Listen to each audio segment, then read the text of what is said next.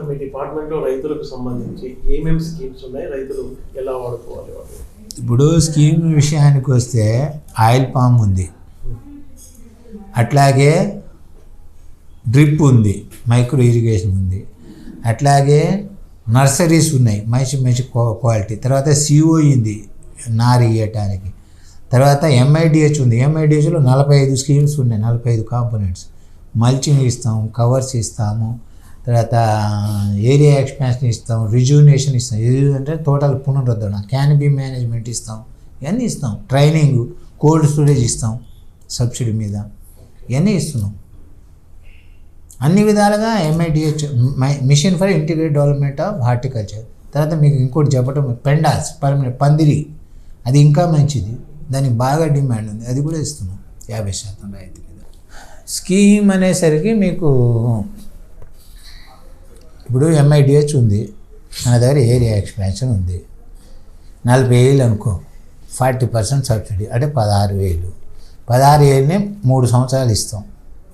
First 50%, తర్వాత 30%, తర్వాత 20%, అంతే 16,000. కానీ ఈసారి పెరిగింది, ఇప్పుడు మామిడి యూనిట్ కాస్ట్ పెరిగింది, కొద్దిగా ఎక్కువ ఇస్తారు. 25-26 ఇయర్లో ఎక్కువ ఇస్తారు.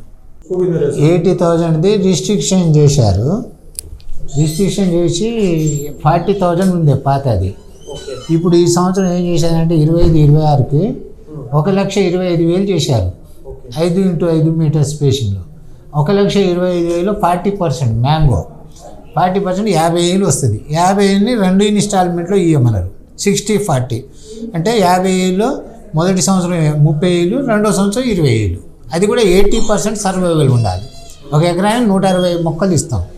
400 మొక్కలు ఒక హెక్టార్కి. 400 మొక్కల్లో 80% అంటే ఎంత? 320 మొక్కలు సర్వైవల్ ఉండాలి. ఉంటే ఇంకొక 20,000 ఇస్తాం అట్లా. ఇది మ్యాంగో ఏరియా ఎక్స్పాన్షన్. వెజిటేబుల్స్లో 60,000 ఒక హెక్టార్కి. 60,000 40%, 24,000. 24,000 ఒక హెక్టార్కి.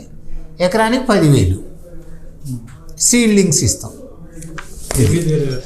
ఇది ఆనియన్ కూడా ఈసారి ఇస్తున్నాం. 50,000 హెక్టారు, 40,000 40%. 50,000లో 40% అంటే 20,000 ఒక హెక్టార్కి ఆనియన్కు. ఇవి ఇస్తాం అన్నట్టు. తర్వాత లూజ్ ఫ్లవర్స్ అంటే క్రైసాంతిమం, ట్యూబ్రోజ్, క్రోషాండ్రా, మేరీగోల్డ్, గ్లాడియోలస్, ఇవి 50,000 ఒక హెక్టార్కి. 40% అంటే 20,000 ఇస్తాం.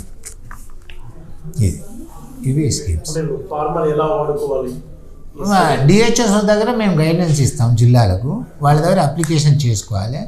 మండల వారీగా కూడా టార్గెట్ ఇస్తారు జిల్లాలో. మేము జిల్లా వారీగా టార్గెట్స్ ఇస్తాము. జిల్లా వాళ్ళు వాళ్ళ హెచ్ఓ వారీగా టార్గెట్ ఇచ్చేసి ఐడెంటిఫికేషన్ చేస్తారు. ఈసారి ఐడెంటిఫికేషన్ ఏప్రిల్లోనే కంప్లీట్ అయ్యేటట్టు చూస్తున్నాం. కొద్దిగా తొందరగా అయ్యేటట్టు చేస్తున్నాం.